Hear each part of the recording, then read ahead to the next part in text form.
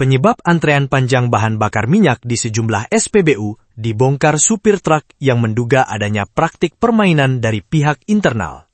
Kelangkaan bahan bakar minyak, BBM, subsidi jenis Pertalite dan solar di sejumlah SPBU di Kota Medan diduga kuat bukan disebabkan oleh kurangnya pasokan, melainkan adanya permainan dari internal Pertamina sendiri. Hal ini diungkapkan oleh seorang awak mobil tangki atau supir tangki PT Pertamina yang enggan disebutkan namanya, Rabu, 15 Juli 2026.